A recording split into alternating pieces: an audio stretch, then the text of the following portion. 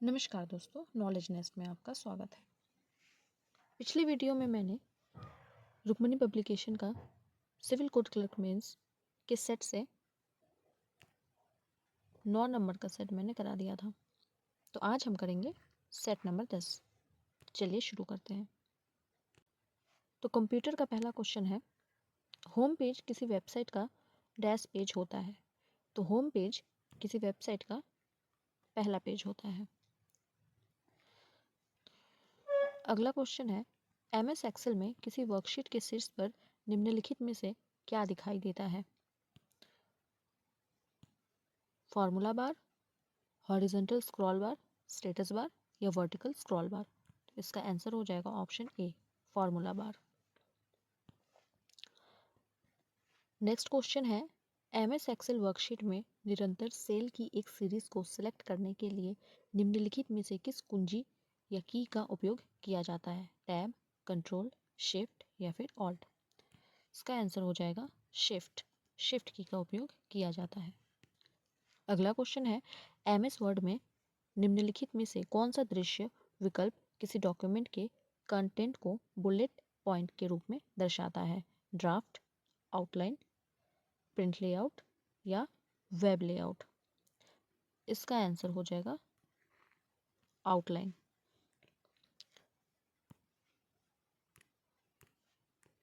अगला क्वेश्चन है, Chrome browser में दाईं ओर प्रत्येक खुले टैब में जाने के लिए निम्नलिखित में से किस कीबोर्ड शॉर्टकट का उपयोग किया जाता है? Alt plus tab, control plus N, Alt plus N या कंट्रोल प्लस टैब। इसका आंसर हो जाएगा कंट्रोल प्लस टैब। ठीक है। अगला क्वेश्चन है, वेबसाइट द्वारा बनाई गई एक छोटी टेक्स्ट फाइल जो उस स्टेशन के लिए अस्थायी रूप से उपयोगकर्ता के कंप्यूटर में संग्रहित होती है वह कहलाती है? बग, कैश, कुकीज़ या मालवेयर। इसका आंसर हो जाएगा कुकीज़। वो क्या कहलाती है? कुकीज़ कहलाती है।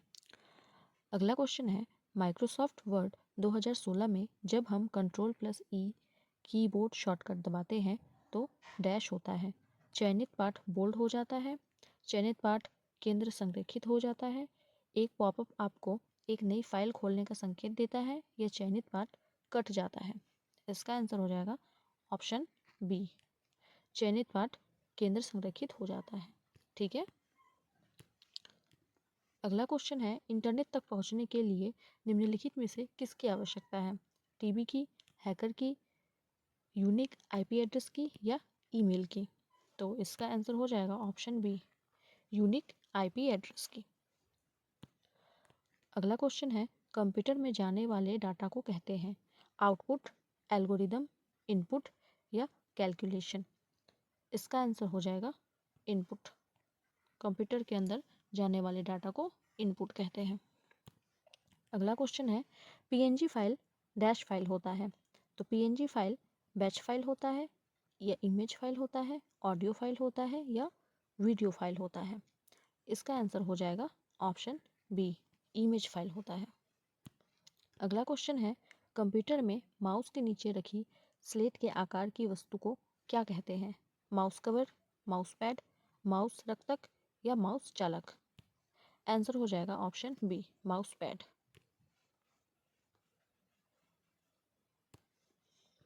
हमारा नेक्स्ट क्वेश्चन है, निम्नलिखित में से कौन सा स्प्रेडशीट का एक उदाहरण है? Microsoft Excel, Microsoft Outlook, Microsoft PowerPoint या माइक्रोसॉफ्ट वर्ड। इसका आंसर हो जाएगा ऑप्शन ए, माइक्रोसॉफ्ट एक्सेल।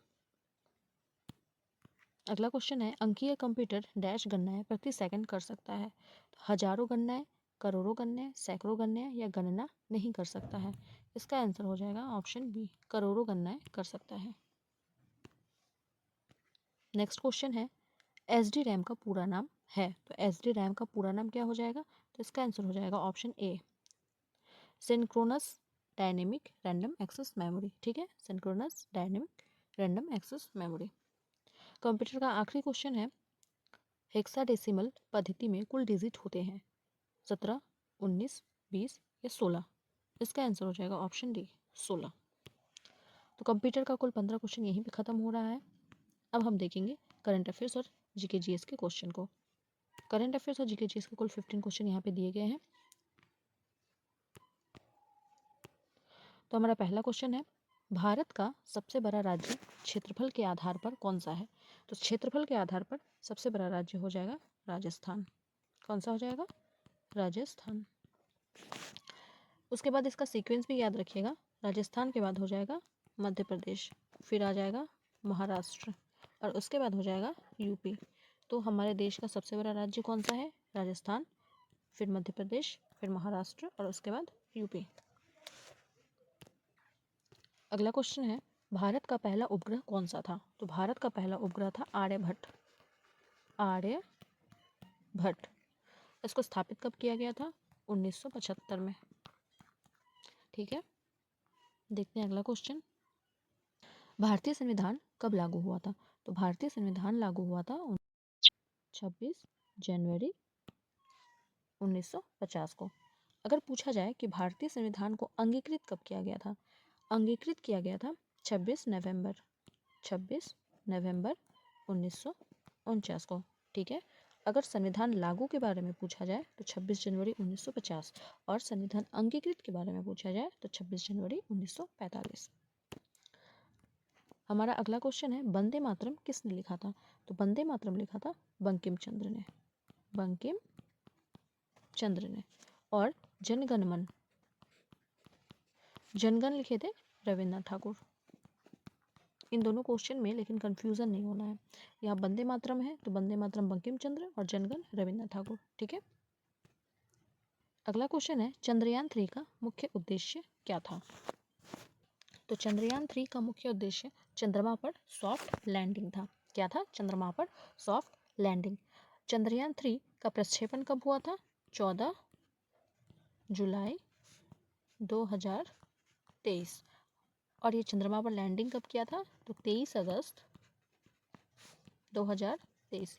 ये दोनों लेकिन प्रीवियस ईयर क्वेश्चन है, पिछले एग्जाम में ये पूछे जा चुके हैं। अगला क्वेश्चन है, भारतीय संविधान का कौन सा भाग मौलिक अधिकारों से संबंध है? इसका भाग 3 मौलिक अधिकारों से संबंधित है। और मौलिक अधिकार जो है उसके कुल कितने भाग हैं? तो मौलिक अधिकार हमारे कुल कितने हैं? 6 हैं। तो पहला मौलिक अधिकार हो जाएगा समता का अधिकार, जिसमें आर्टिकल 14 से 18 है। दूसरा मौलिक अधिकार हो जाएगा स्वतंत्रता का अधिकार, जो 19 से 22 आर्टिकल में है। हमारा तीसरा मौलिक अधिकार हो जाएगा शोषण के विरुद्ध, जो 23 से 24 तक है।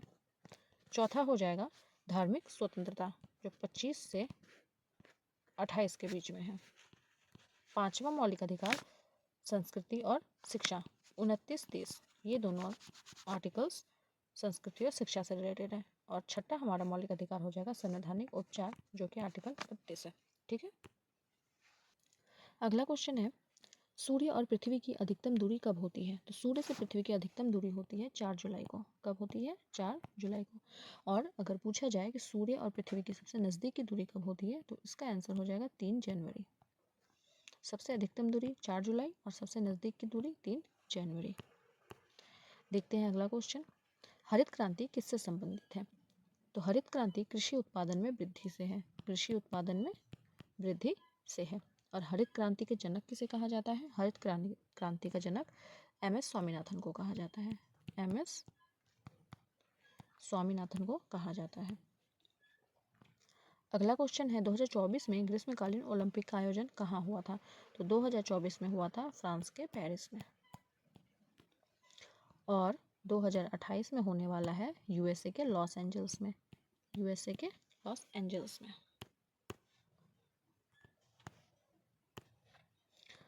अगला क्वेश्चन है, भारत में पहली बार महिला नेतृत्व शिखर सम्मेलन कहाँ आयोजित हुआ था? तो भारत में पहली बार महिला नेतृत्व शिखर सम्मेलन पुणे में आयोजित हुआ था। क्या हो जाएगा? पुणे में आयोजित हुआ था। G20 का स्थायी सचिवालय कहाँ है? तो G20 का कोई भी स्थायी सचिवालय नहीं होता है। ठीक है, इसका कोई भी स्थायी सचिवालय नहीं होता है।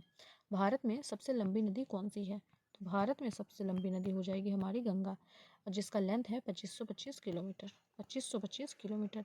और ये गंगा नदी कुल 5 राज्यों से होकर बहती है। गंगा नदी कुल 5 राज्यों से होकर बहती है। संविधान के अनुसार भारत की राष्ट्रीय भाषा कौन सा है? तो संविधान में किसी भी राष्ट्रीय भाषा का उल्लेख नहीं किया गया है। हमारे संविधान में हिंदी एक आधिकारिक भाषा है, न कि राष्ट्रीय भाषा। हिंदी एक आधिकारिक भाषा है, राष्ट्रीय भाषा नहीं है। पृथ्वी पर जीवन के लिए सबसे महत्वपूर्ण तत्व कौन सा है? तो जीने के लिए हमें पानी की बहुत ज़्यादा आवश्यकता है, तो इसका आंसर हो जाएगा पानी। भारतीय रुपये का प्रतीक चिन्ह कब अपनाया गया था? तो भारतीय रुपये का जो प्रतीक चिन्ह है ये कब अपनाया गया था? तो जुलाई 2010 को। जीके का कुल 15 क्वेश्चन यहीं पे ख़त्म होता है। उम्मीद करती हूँ कि आपको मेरा वीडियो बहुत पसंद आ रहा होगा। मिलते हैं अगले वीडियो में। देखने के लिए बहुत बहुत शुक्रिया।